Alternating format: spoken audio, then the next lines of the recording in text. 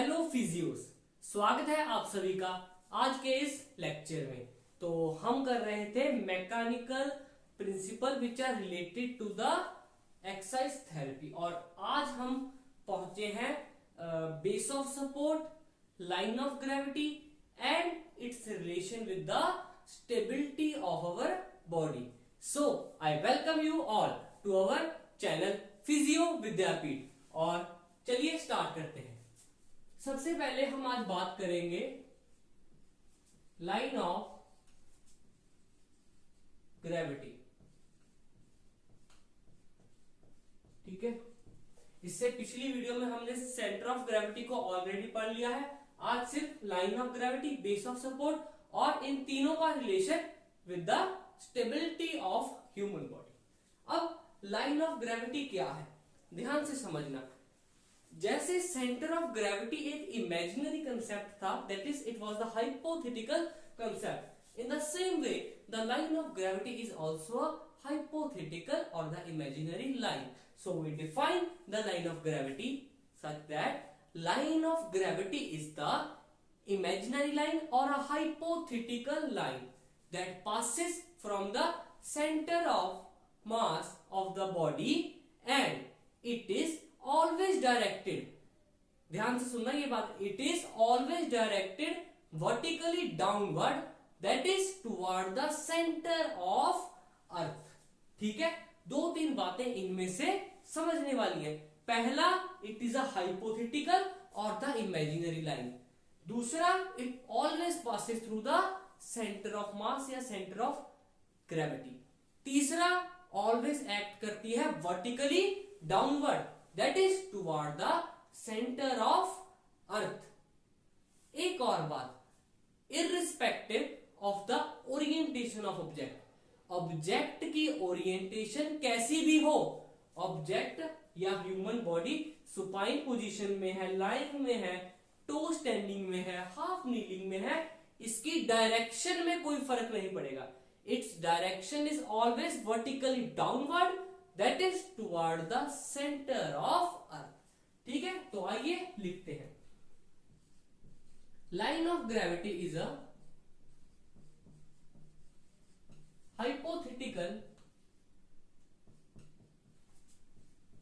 or imaginary line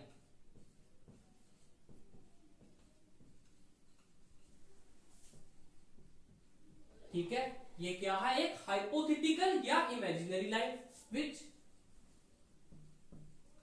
passes through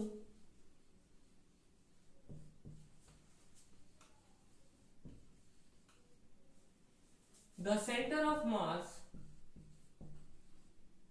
of body and is always directed vertically downward,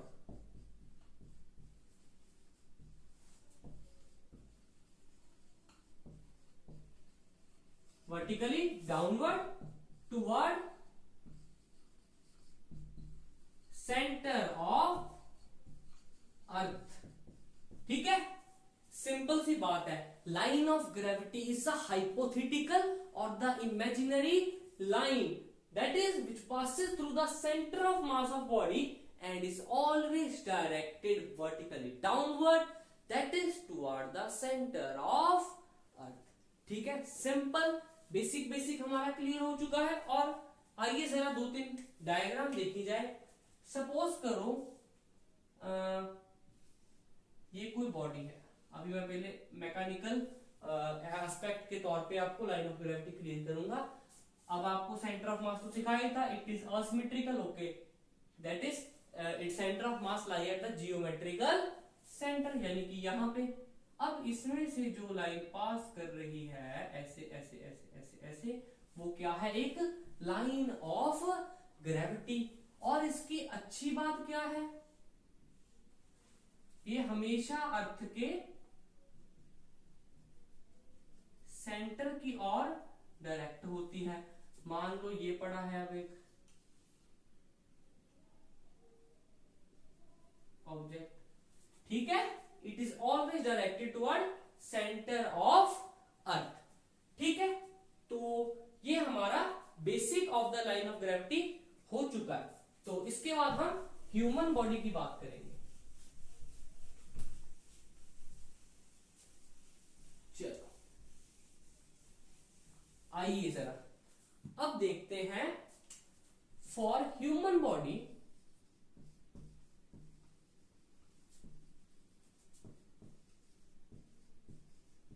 हमारी body का line of gravity कहां से कहां तक है, ध्यान से पहले समझ लीजिए।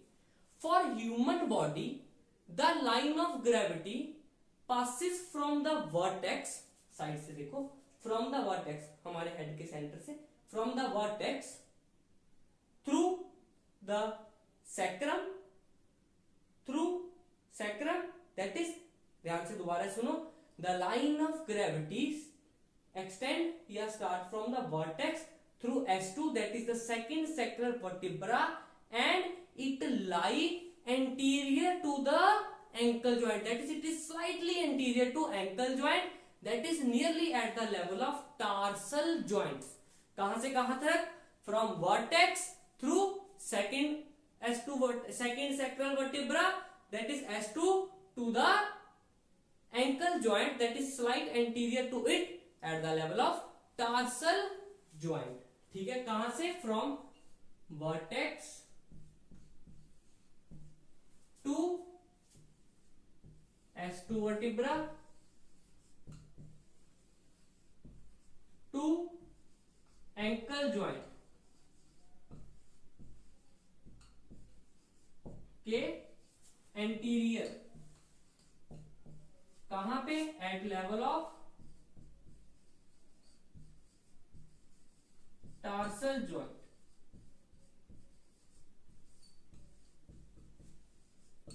ठीक है, कहां से कहां तक है, from vertex to S2 vertebra to ankle joint के anterior, that is at the level of tarsal joint. यहां से लिख दो एक्सटेंड फ्रॉम।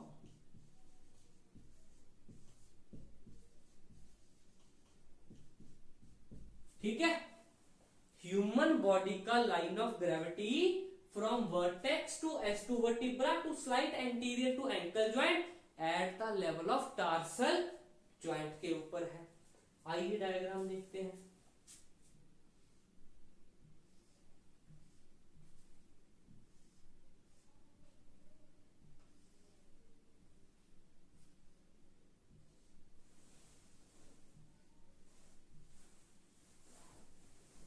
ठीक है, यहां कुछ होगा इसका सैक्रम, फ्रॉम वर्टेक्स, दूसरा मार्कर से बनाते हैं, आपको अच्छे से डिफरेंशिएट हो जाएगा, थ्रू S2 और एंकल के एंटीरियर, एक मैं साइड व्यू से भी बना दूंगा, थोड़ी सी ऐसे पास कर रहा है। साइड से अगर हम देखें तो बनेगा ये कुछ ऐसा।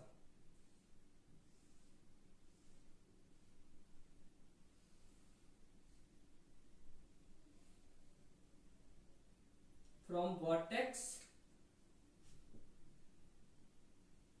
से सैक्रम से जरा सा आगे, ज्यादा हो गया, it is slightly anterior to the ankle joint, ये है हमारा एंकल।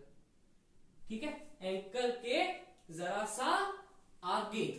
ठीक है, दो diagram, anterior view and the side view, I have shown the line of gravity.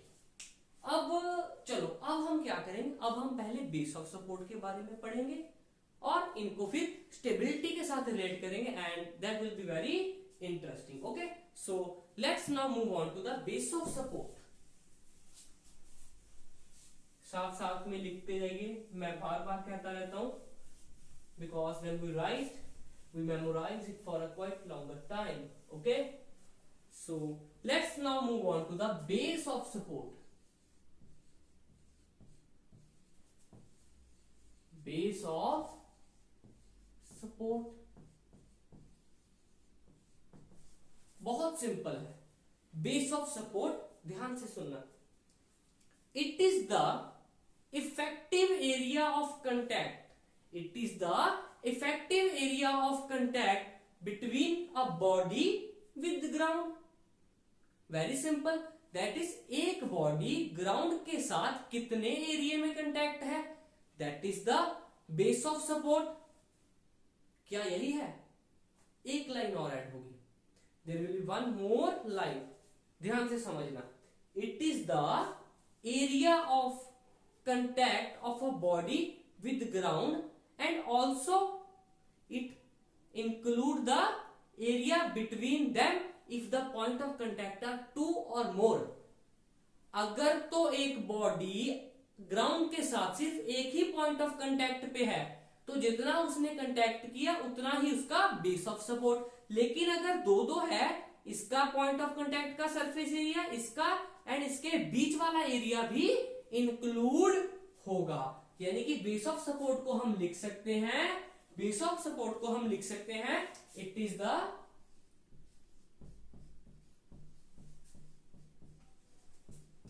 Total area of contact between a body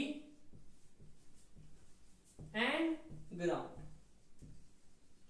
दूसरी line which is more important because हम humans में हम we stand on our two legs and it always include the area in between the two legs and if body have two और more point of contacts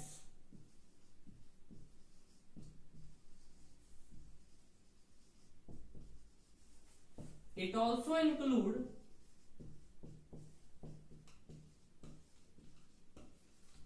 the area between the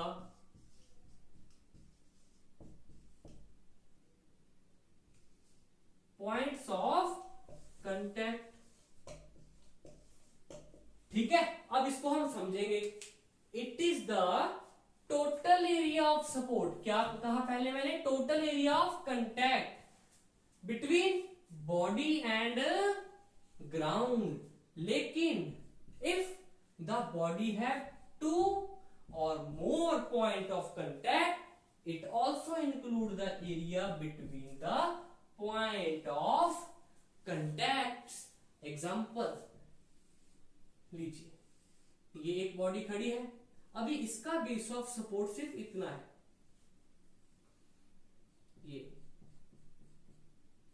लेकिन अगर chair है, देखो एक ये leg and it will be second, third and fourth,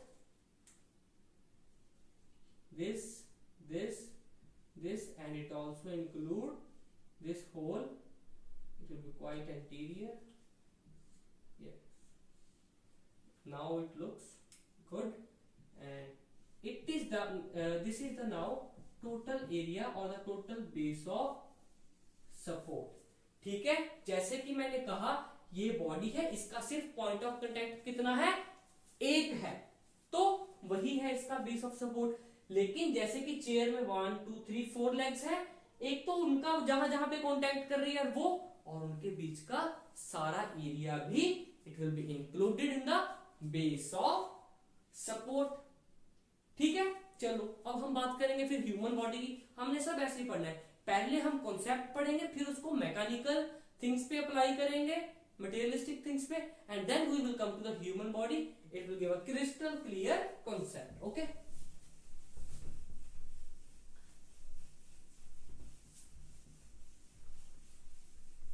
चलो अब हम बात करेंगे ह्यूमन बॉडी की। फॉर ह्यूमन बॉडी, दो लाइनों में हम इसको खत्म करेंगे। For human body it is the area between, it is the area between, चलो पहले मैं एक डायग्राम बना लूं साथ में फुट की।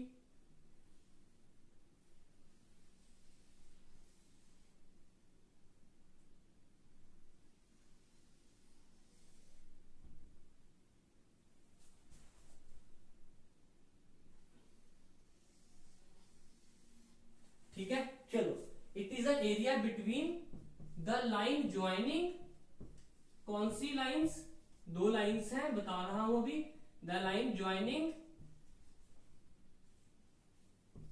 The tip of toes and heels. Simple, human body के लिए, for the human body the base of support is the area which is under the line joining the tip of toe and heels, line joining the tip of toes and heels, यानी कि this complete area also, ये साथ वाला area भी इसके साथ क्या होगा, इंक्लूडेड होगा। क्लियर है? I don't know what happened to the light. Okay, so please watch carefully. Okay, we will have our focus toward this only. Okay, for human body it is a line joining the tip of toe and heels and उसके अंदर का area, ठीक है, this one also and this one also is the base of support and some books में इसको effective base of support भी लिखा गया है। क्लियर है? अब हमने centre of gravity, line of gravity and base of support तीनों को पढ़ लिया है। चलिए अब हम इसका रिलेशन पढ़ेंगे विद आवर स्टेबिलिटी। ठीक है, now please understand it very carefully. It is easy but we need to understand it completely. Okay,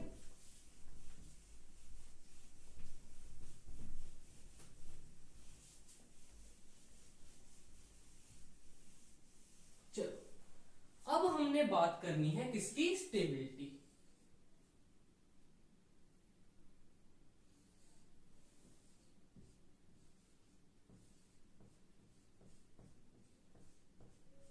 चलिए स्टेबिलिटी में हम पहले बात करेंगे सीओजी के साथ, फिर एलओजी के साथ एंड फिर बीओएस के साथ, और एंड में हम तीनों का एक रिलेशन बनाएंगे which will be helpful to you.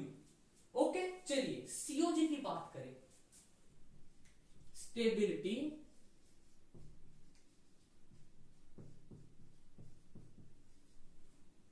increases if COG is lower and it decrease if the COG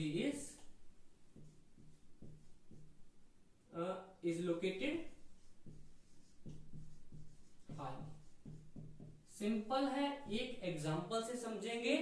अगर तो हमारा centre of gravity normal point पे है, that is at the normal orientation, it have stability, and from that normal point, that is I am standing, if I go to toe standing, my centre of gravity has risen up, that is it has become the high, so the stability will decrease, and also from the standing, if I go to kneeling or sitting, my center of gravity will become lowered and my stability will increase.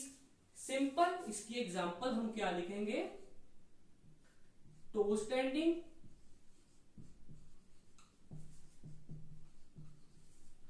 and sitting। Toe standing में क्या है, stability decreases, और इसमें stability increases. Clear? यानी कि we want that our COG remain at the neutral position और it would be at the lower position so as to attain the position of stability. अब बात करेंगे लाइन ऑफ ग्रेविटी। अगर ये समझ आ गया तो ये भी आ गया, बिकॉज ये दोनों एक दूसरे के साथ काफी हद तक लिंक्ड हैं। लाइन ऑफ ग्रेविटी, अब देखो समझने की बात है, अगर तो सीओजी ऊपर है तो लाइन ऑफ ग्रेविटी भी ऊंची हो गई, तो लाइन ऑफ ग्रेविटी भी ऊंची हो गई, यानी कि फिर से स्टेबिलिटी कम। अगर सीओजी नीचे है तो line of gravity is also downward and the stability is more. इसका रिलेशन इसके साथ भी है, इसका रिलेशन उसके साथ भी है।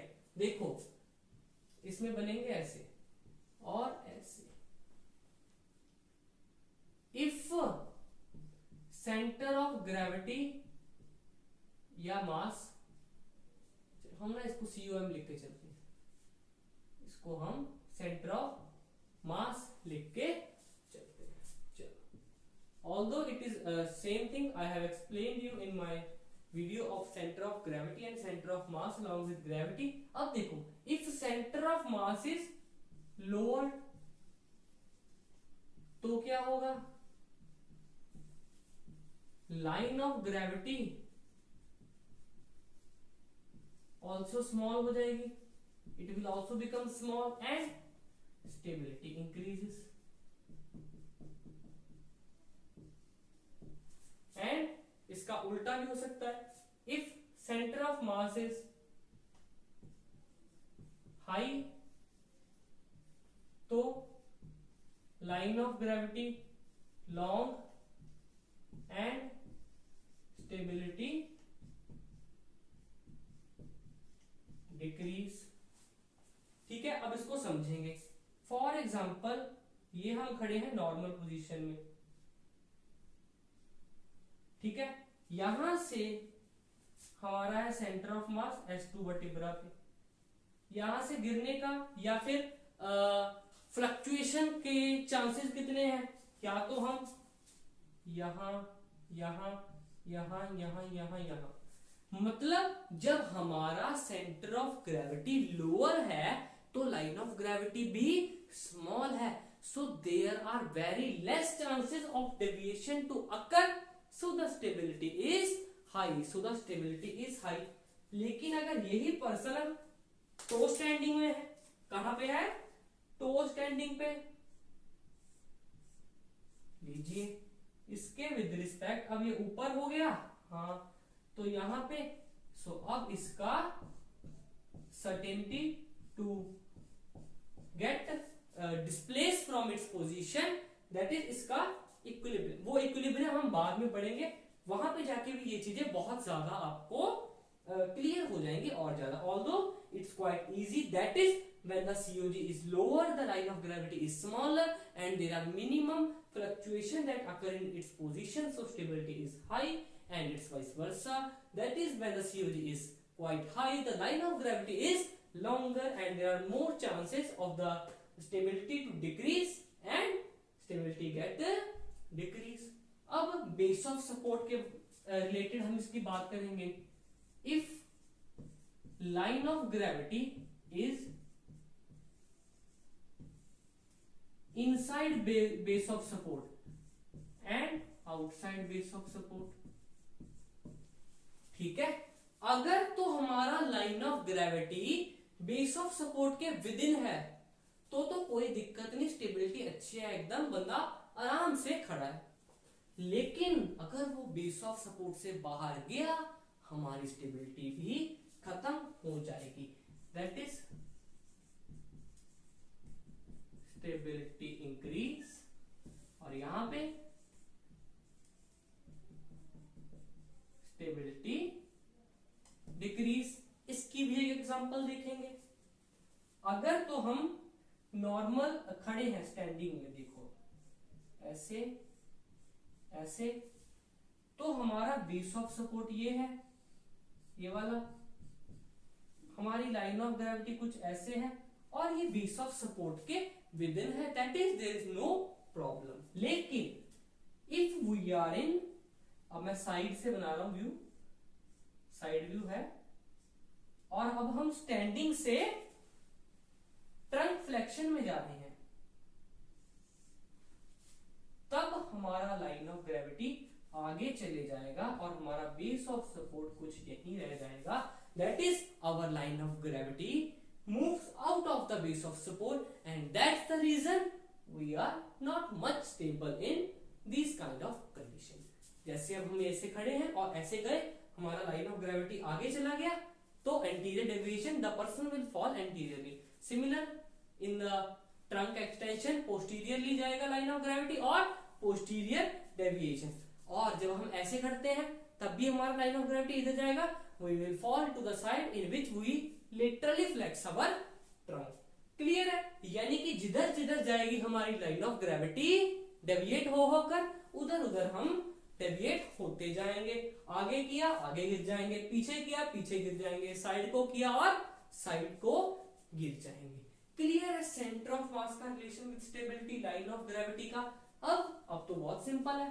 Base of support, more is the base of support,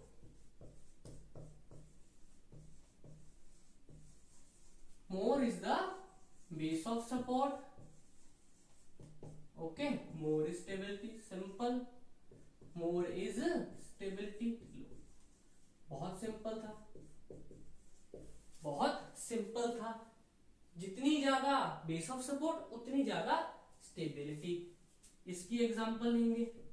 ये थी इसकी एग्जांपल, ये थी इसकी एग्जांपल. इसकी एग्जांपल क्या है? Stride standing. Stride standing. ठीक है. If we are standing in normal standing that is anatomical position, तो हमारे फुट के बीच में एंगल 45 डिग्री के करीब होता है. लेकिन जब हम स्ट्राइड, अच्छा it's not related to our angle, वो मैंने एडिशनल पॉइंट आपको बता दिया. एनाटॉमिकल पोजीशन में हमारा एंगल कितना होता है. हाँ, अगर तो हम खड़े हैं नॉर्मल स्टैंडिंग में तो हमारा फुट जो है it is at the shoulder width apart. लेकिन जब हम स्ट्राइड स्टैंडिंग में खड़ गए, हमारे जो फुट हैं वो थोड़ा सा ब्रॉड बेस ऑफ सपोर्ट पे खड़े हैं, तो अब बेस ऑफ सपोर्ट बढ़ जाएगा और स्टेबिलिटी बढ़ जाएगी. जैसे कि this is our one foot and this is other. कुछ री बन गए तो थोड़ा सा, हाँ, और ये है हमारा इसका बेस ऑफ सपोर्ट. लेकिन जब हम खड़े हैं स्ट्राइड स्टैंडिंग में, कहां पे खड़े हैं? स्ट्राइड स्टैंडिंग में. तो देखिए, तो जो हमारा बेस ऑफ सपोर्ट है कुछ ज्यादा हो गया है और हमारी स्टेबिलिटी बढ़ जाएगी. अब ध्यान से जरा इन चीजों को एक बार रीड कीजिए और मैं आपको अब एक लाइन में सब कुछ इनका रिलेशन विद स्टेबिलिटी बताऊंगा. ध्यान से पढ़ लीजिए, एक बार रीड कर लीजिए सब कुछ. चलो मैं रिवाइज करवा देता हूं साथ साथ में. सेंटर ऑफ ग्रेविटी की बात की. जितना centre of gravity tend to go to lower position, it is good for us, it have good stability, but as it go high the stability decrease. Line of gravity it is very similar. अगर line of gravity को with respect to centre of mass देखें तो हम चाहते हैं centre of मास जितना नीचे हो उतना अच्छा है, because if centre of mass is lower, line of gravity is smaller, not much tendency to fall and not much fluctuation occurs, so stability is more. and यहाँ पे ज्यादा टेंडेंसी, ज्यादा फ्लक्चुएशन है और पर्सन विल फॉल. अगर हम उसकी बात करें लाइन ऑफ ग्रेविटी का बेस ऑफ सपोर्ट के साथ, अगर तो line of gravity with in the base of support है, अच्छा है एकदम. अगर बाहर गया तो स्टेबिलिटी खराब हो जाएगी. और बेस ऑफ सपोर्ट का मैंने आपको बता ही दिया, नॉर्मल स्टैंडिंग है, this is the STRIDE standing, लिख रखा है, it is the STRIDE standing. Okay. अब हमने लास्ट में एक चीज क्या लिखनी है, वो है यहां पे लिखते हैं,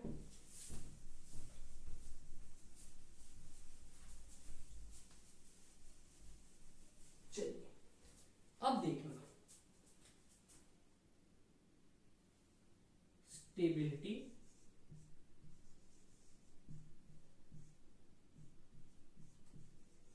ठीक है, स्टेबिलिटी. चलो बेस ऑफ सपोर्ट से शुरू करेंगे. ठीक है. Stability is directly proportional to base of support. Simple.